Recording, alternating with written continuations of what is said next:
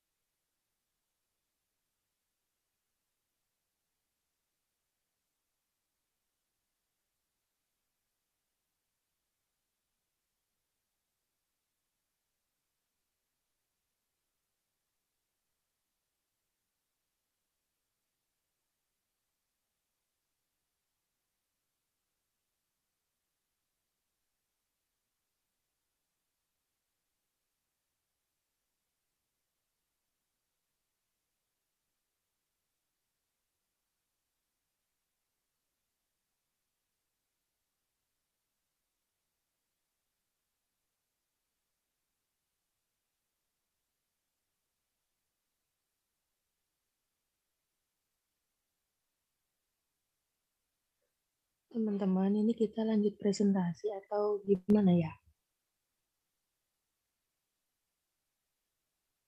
Presentasi teh.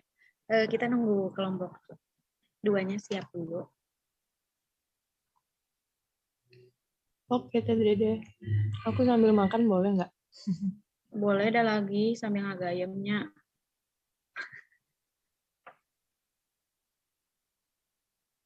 Udah.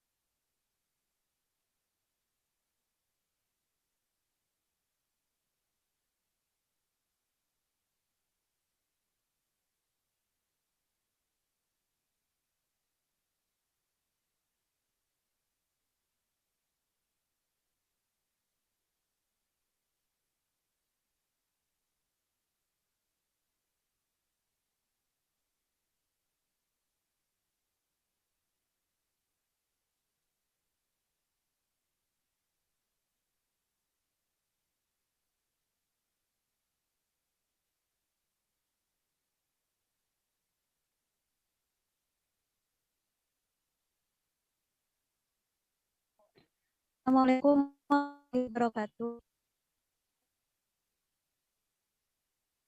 Waalaikumsalam.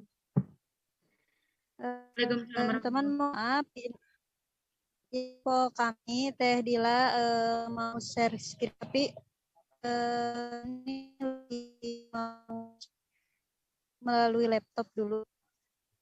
Teh Yun, maaf suaranya putus-putus. Ini mau share screen tapi belum bisa masuk via laptop. Ada yang bisa bantu share screen? Boleh sok sini sama aku, Teh.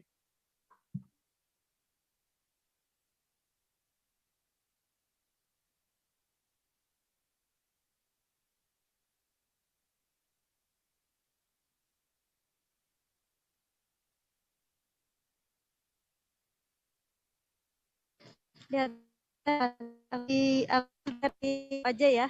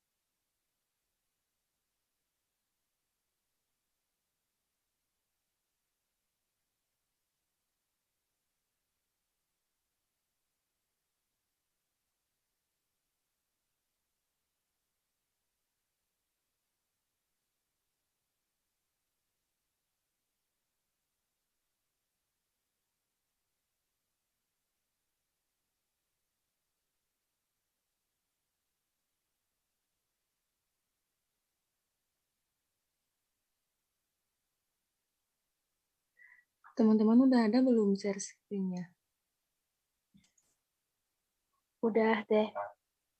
Oke.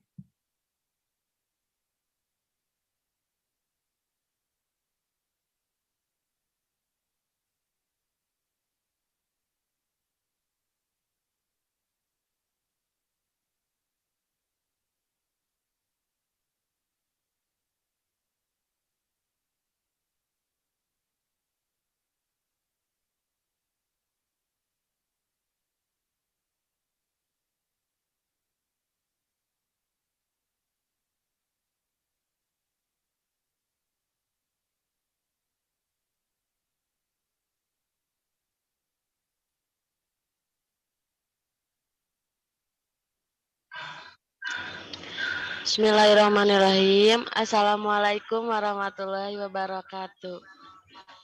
Waalaikumsalam warahmatullahi wabarakatuh. Waalaikumsalam warahmatullahi wabarakatuh. Selamat pagi Bapak dosen dan teman-teman lainnya yang berbahagia. Pertama-tama marilah kita panjatkan puji syukur, marilah kita panjatkan kepada Allah Subhanahu wa taala karena telah memberikan rahmat, kesehatan dan keselamatan sehingga kita dapat menghadiri acara perkuliahan pada hari ini.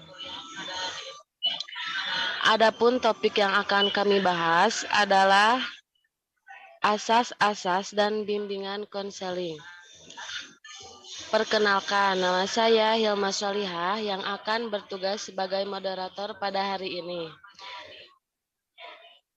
Adapun anggota kelompok saya adalah ada Teh Yuni Fitriani dan Teh Fadilah. Sedangkan rangkaian acara yang akan kita lewati adalah yang pertama ada sesi pembukaan, yang kedua ada sesi penyampaian dan penyajian materi, yang ketiga ada sesi tanya jawab, dan yang terakhir ada sesi penutup. Baik teman-teman, langsung saja kita mulai ke sesi yang pertama adalah pembukaan. Marilah kita mengucapkan basmalah bersama-sama.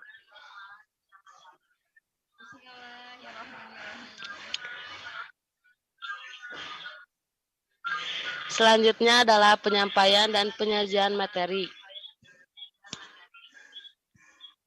yang akan disampaikan oleh Teh Fadilah. Padanya saya persilahkan.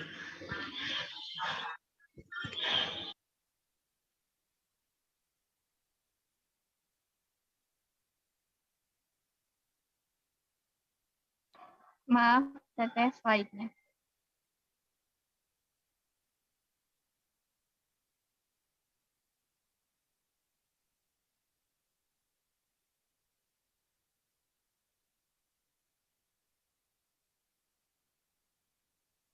Berikut adalah fungsi-fungsi dari asas konseling.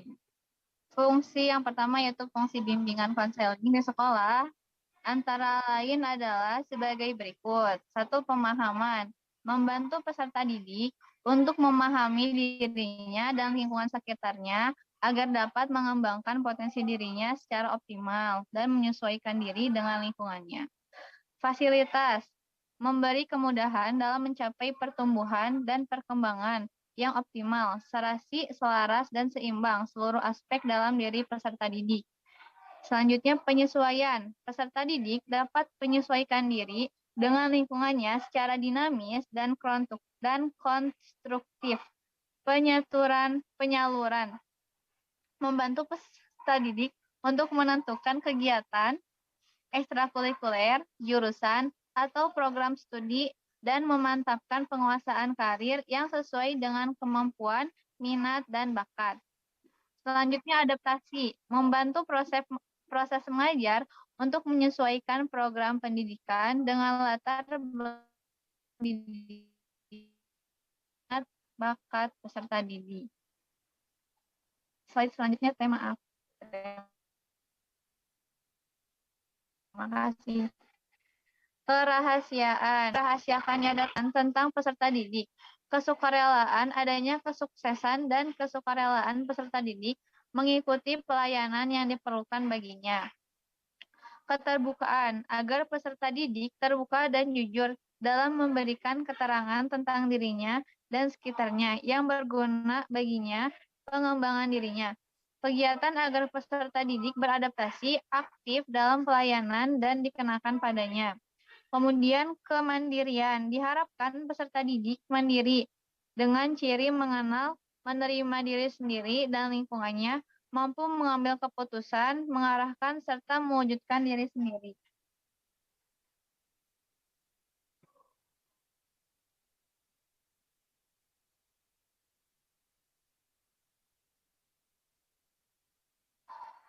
Kekinian, masalah peserta didik yang dilayani dalam kondisi sekarang. Kedinamisan, isi pelayanan terhadap sasaran pelayanan yang sama selalu yang sama selalu maju, tidak monoton dan terus berkembang serta berkelanjutan. Keterpaduan, pelayanan yang diberikan oleh guru pembimbing atau pihak lain yang saling mendukung, harmonis dan terpadu dalam bekerja sama. Keharmonisan, pelayanan yang diberikan tidak boleh bertentangan dengan nilai dan norma yang berlaku, agar peserta didik memahami, menghayati, dan mengamalkan nilai dan norma tersebut.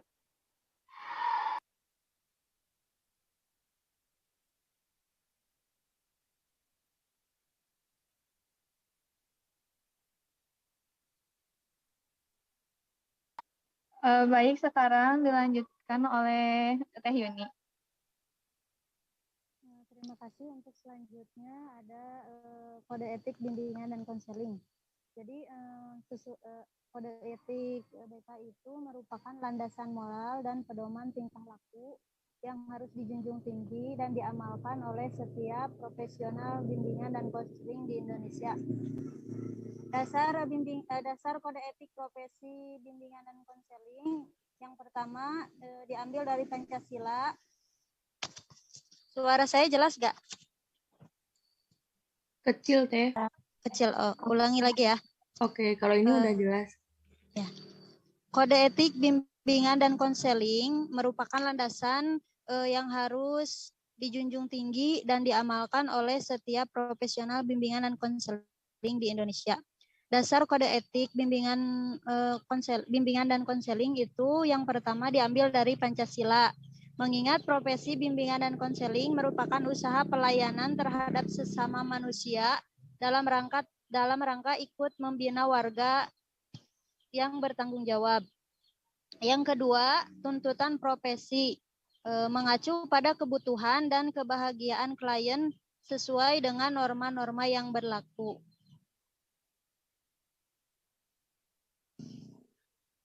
Kemudian ada beberapa kode etik bimbingan dan konseling menurut Walgito tahun 2010. Yang pertama, bimbingan atau pejabat lain yang memegang jabatan dalam bidang bimbingan dan konseling harus memegang teguh prinsip bimbingan dan konseling. Kemudian yang kedua, bimbingan harus berusaha semaksimal mungkin untuk dapat mencapai hasil yang baik dengan membatasi diri pada keahliannya atau wewenangnya.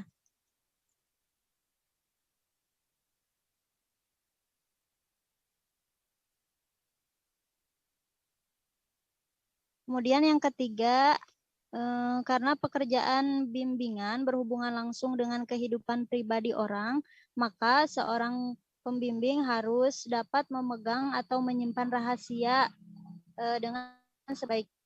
Kemudian selanjutnya menunjukkan sifat hormat kepada klien.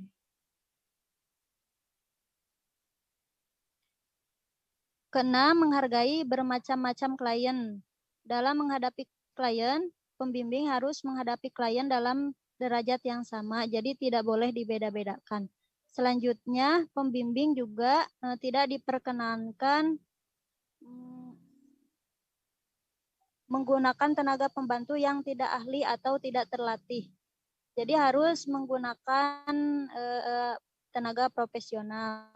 Selanjutnya, menggunakan alat-alat yang kurang dapat dipertanggungjawabkan. Yang ke-10, mengambil tindakan-tindakan yang mungkin dapat menimbulkan hal-hal yang tidak baik bagi klien. Selanjutnya, mengalihkan klien pada konselor lain tanpa persetujuan klien. Jadi kalau konselor itu mau mengalihkan kliennya harus ada persetujuan dulu dari klien.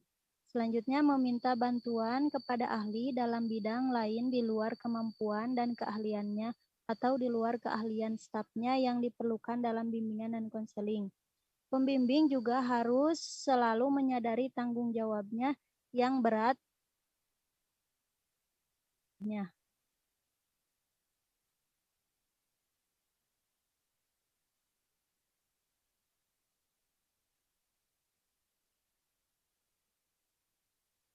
Selanjutnya ada jenis-jenis bimbingan Ada jenis-jenis bimbingan yang ada di Indonesia. Pertama ada bimbingan pendidikan. Bimbingan pendidikan biasanya dilakukan dilakukan kepada siswa atau dilakukan kepada anak dalam bimbingan pendidikan berupa informasi pendidikan, cara belajar yang efektif, pemilihan jurusan, lanjutan sekolah, dan mengatasi masalah belajar. Bimbingan pendidikan juga mengembangkan kemampuan dan kesanggupan secara optimal dalam pendidikan atau membantu agar para siswa dapat sukses belajar dan mampu menyesuaikan diri terhadap semua tuntutan sekolah. Yang kedua, jenis bimbingan itu ada bimbingan pekerjaan. Bimbingan pekerjaan merupakan kegiatan bimbingan yang pertama yang dimulai oleh Frank Farson pada tahun 1908 di Boston, Amerika Serikat. Bimbingan pekerjaan telah masuk sekolah dan setiap siswa di sekolah lanjutan tingkat pertama dan atas menerima bimbingan karir. Konsep ini sangat sederhana, yaitu membandingkan dan mengkombinasikan antara hasil analisis individual dan hasil analisis dunia kerja. Yang ketiga, jenis bimbingan ada bimbingan pribadi. Bimbingan pribadi merupakan bantuan yang diberikan kepada siswa untuk mengemban hidup pribadinya, seperti motivasi, persepsi tentang diri, gaya hidup, dan nilai-nilai moral atau agama dan sosial dalam diri. Kemudian, ketetapan bimbingan ini lebih terfokus pada pengembangan pribadi, yaitu membantu para siswa sebagai diri untuk belajar mengenal dirinya, belajar menerima dirinya, dan belajar menerapkan dirinya dalam proses penyesuaian yang produktif terhadap lingkungannya.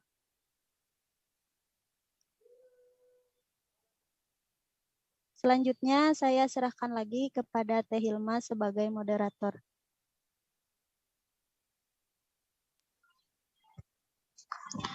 Baik, selanjutnya tujuan kode etik.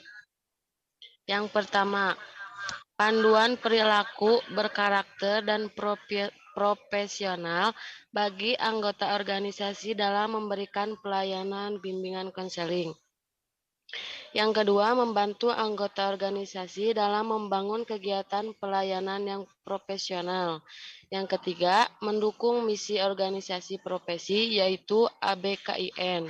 Yang keempat, landasan dan arah menghadapi permasalahan dan mengenai diri anggota asosiasi.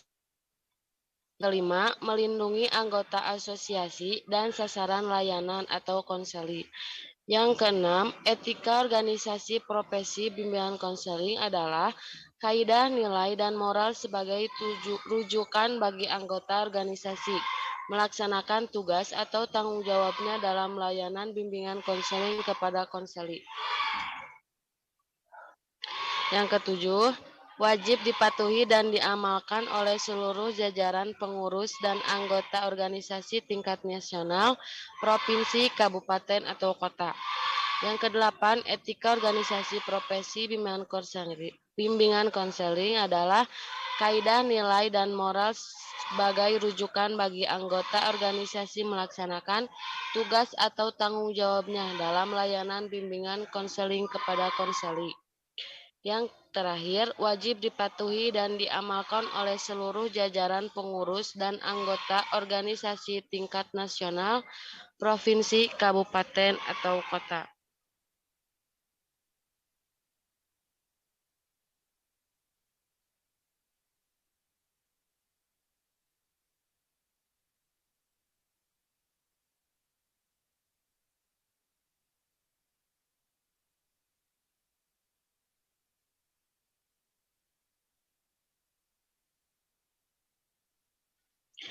Sesi selanjutnya yaitu tanya jawab bagi teman-teman yang akan bertanya.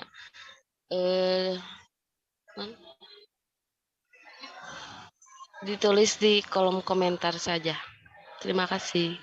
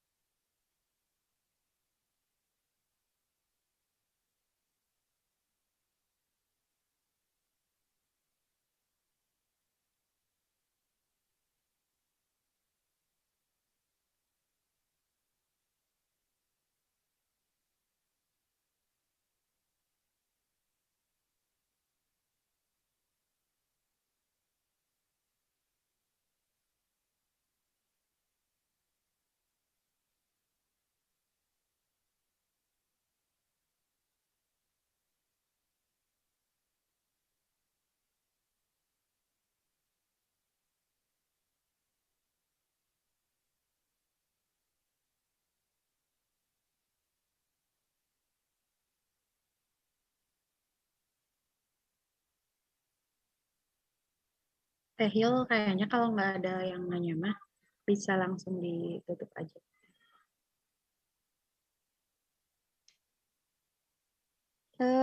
Teman-teman tidak ada yang mau menambahkan atau bertanya? Ayo Teh Disti.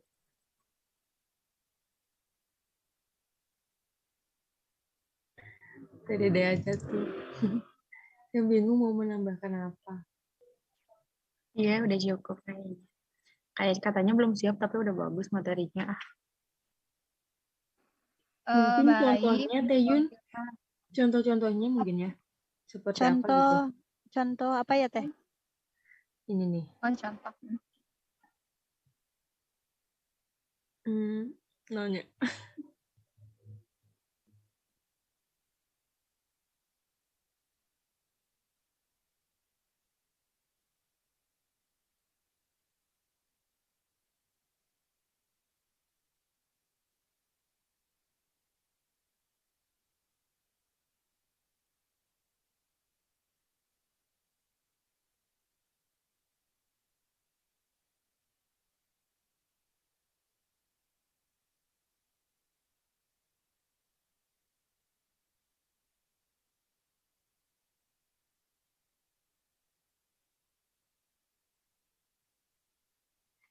Gini Teh,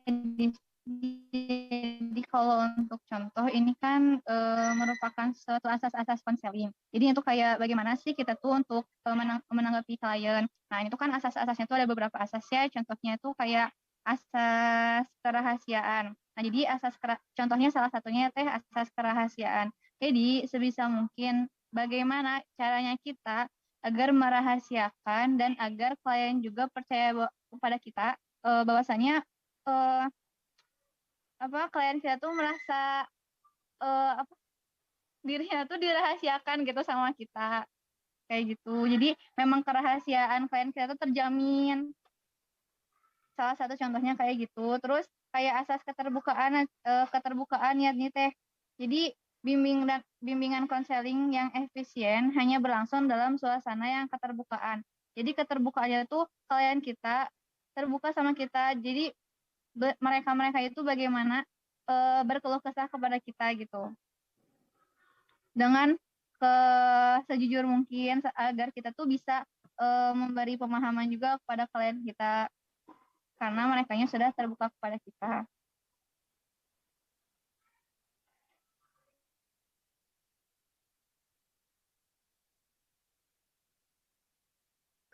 Oke, terima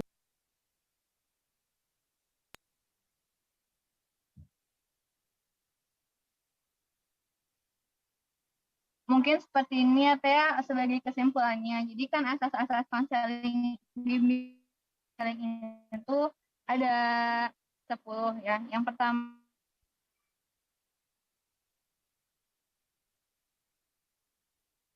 kerahasiaan, segenap data dan pasien. Lalu yang kedua ada asas kesukarelaan. Jika asas kerahasiaan benar-benar sudah tertanam pada diri siswa atau klien, maka sangat dapat diharapkan bahwa mereka mengalami masalah akan dengan sukarela membawa masalahnya itu kepada pembimbing. Terus ada asas keterbukaan, bimbingan dan konseling yang efisien hanya berlangsung dalam suasana yang keterbukaan. Baik klien maupun konselor harus bersifat terbuka. Terus ada asas kekinian. Nah, asas kekinian ini masalah individu yang ditanggulangi adalah masalah yang sedang dirasakan, bukan masalah yang sudah lampau. Jadi yang benar-benar baru dirasakan saat ini.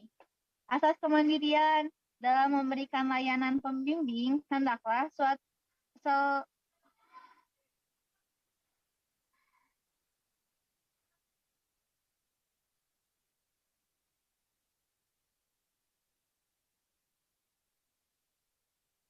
hendaklah selalu menghidupkan kemandirian pada diri orang yang dibimbing. Lalu ada asas kegiatan.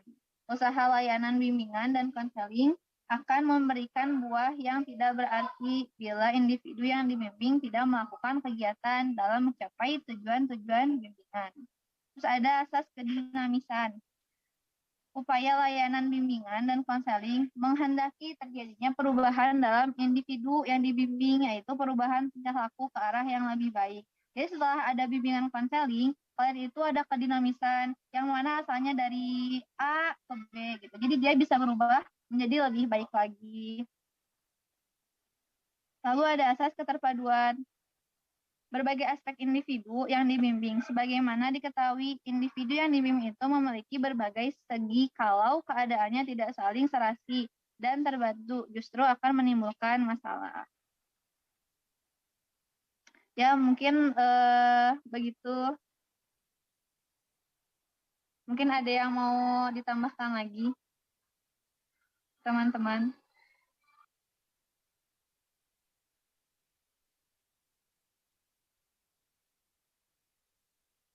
Akan tetapi apabila sudah cukup semuanya, mungkin sekian.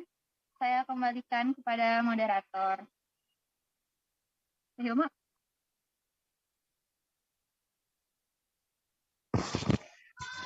Demikian presentasi dari kelompok kami. Marilah kita mengucapkan hamdalah bersama-sama.